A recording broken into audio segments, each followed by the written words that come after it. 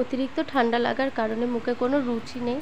আর তার থেকেও বড় কথা, এই যে ভয়েসটা আমি দিচ্ছি এখানেও কিন্তু আমার অনেকটা পরিমাণে কষ্ট হচ্ছে। তো যাই হোক, আজকে কিন্তু আমি তোমাদের সাথে শেয়ার করছি চিংড়ি মাছ আলুর পাতুরি। মুখে যখন রুচি থাকবে না, এভাবে বানিয়ে খাবে, দেখবে দারুণ লাগবে, মুখে রুচিও আসবে, খেতেও ভালো লাগবে। তার জন্য কিন্তু আলু আর পেঁয়াজ বেশ মোটা মোটা করে লম্বা লম্বা করে কেটে নিয়েছি, আর চিংড়ি মাছগুলো বেছে নিয়েছি, আর হচ্ছে কি 5-6টা রসুনের কোয়া, আর 10-12টা শুকনো লঙ্কা আর লঙ্কার গুঁড়ো আমি অ্যাড করেছি, দিয়ে একসাথে বেটে নিয়ে সব কিছু মাখিয়ে নিয়েছি। নুন, হলুদ, লঙ্কা বাটা, লঙ্কা গুঁড়ো, রসুন বাটা, আর কিন্তু অনেকটা পরিমাণ সর্ষের তেল দিয়ে মাখিয়ে নিচ্ছি। এই রান্নাটা খেয়াল করবে সর্ষের তেলটা একটু যাতে বেশি দেওয়া যায়।